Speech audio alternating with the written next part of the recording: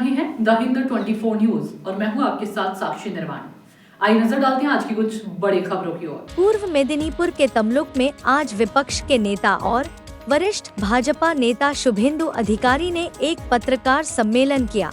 इस दौरान उन्होंने राज्य की मौजूदा राजनीतिक स्थिति, कानून व्यवस्था और विकास से जुड़े विभिन्न मुद्दों पर अपनी बात रखी।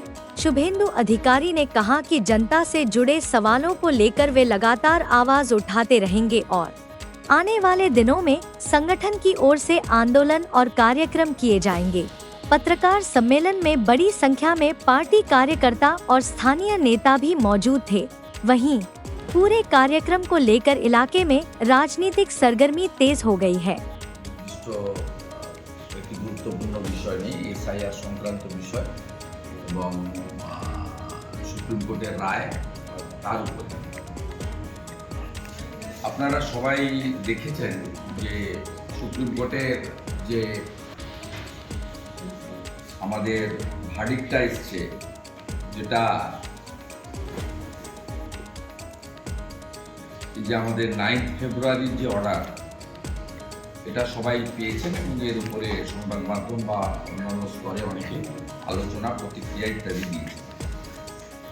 ও সেখানে মাননীয় মুখ্যমন্ত্রী যে মামলাটি করেছিলেন তার পরিপ্রেক্ষিতে 19শে জানুয়ারি সুপ্রিম কোর্ট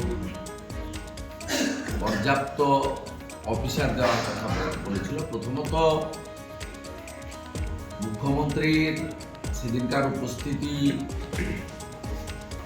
এবং শুনানিতে অংশগ্রহণ লাইভ ভিউতে দেখা গেলেও, সংবাদ মাধ্যমগুলি প্রচার করলেও 19 তারিখের যে অর্ডার, সেই অর্ডারে কিন্তু কোথাও মুখ্যমন্ত্রীর নাম আর বক্তব্যের একটাও কিন্তু সুপ্রিম কোর্ট রাখেনি।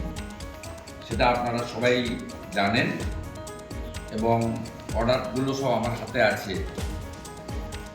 এই অর্ডারগুলিতে কিন্তু কোথাও মুখ্যমন্ত্রীর নাম আর তিনি শুনানিতে যে অংশগ্রহণ করেছেন এটা কিন্তু কোর্ট অ্যাকসেপ্ট করে অন রেকর্ড, যেহেতু উনি লয়ার দিয়েছিলেন। সেখানে বহু চর্চিত কেন মাইক্রো অবজারভার, ইসিআই যা বলার বলেছে, তারপরে এই ৮৫০০ রাজ্য সরকারের পক্ষ থেকে গ্রুপ বি অফিসার দেওয়ার কথা 9 তারিখে বলা হয়। রাজ্য সরকারের পক্ষ থেকে গ্রুপ বি অফিসার সুপ্রিম কোর্টের হস্তক্ষেপে দেওয়ার মধ্য দিয়ে তারা মাইক্রো অবজারভারদের উইথড্র করতে চেয়েছিল, যারা মূলত কেন্দ্রীয় সরকারের আধিকারিক বা কর্মচারী। সুপ্রিম কোর্টের জাজমেন্টে 9 তারিখে সেই মাইক্রো অবজারভারের সঙ্গে এদেরকেও সুপারভিশনে যুক্ত করতে বলেছে এবং আরপি অ্যাক্ট অনুযায়ী ইলেকটোরাল রোলের ক্ষেত্রে দুটো কলম আছে, দুটো ওয়ার্ড, অ্যাকসেপ্ট অবলিক রিজেক্ট। এই আইনে পরিষ্কার বলা আছে ইআরওরা তারা অ্যাকসেপ্ট অর রিজেক্ট করবেন, দে আর দ্য ফাইনাল অথরিটি। তার ইলেকশন কমিশনের যে গাইডলাইন আছে, সেই গাইডলাইনের ভিত্তিতেই তাকে এটা করতে হবে।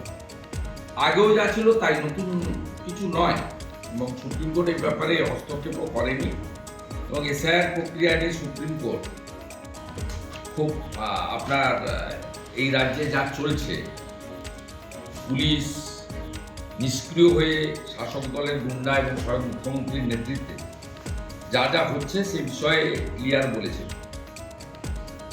আমি একটা জেলার আপনাদের এখানে দেখাচ্ছি, নদিয়া জেলা।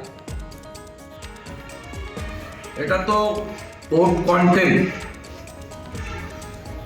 যে কেউ সুপ্রিম কোর্টে যেতে পারেন, কারণ এই যে গ্রুপ বি অফিসার বলে যাদের দেওয়া হয়েছে এরা অধিকাংশই গ্রুপ সি, এমনকি পঞ্চায়েত স্ট্যাটুটারি বডি যে পঞ্চায়েত, সেখানকার কর্মচারী দেওয়া হয়েছে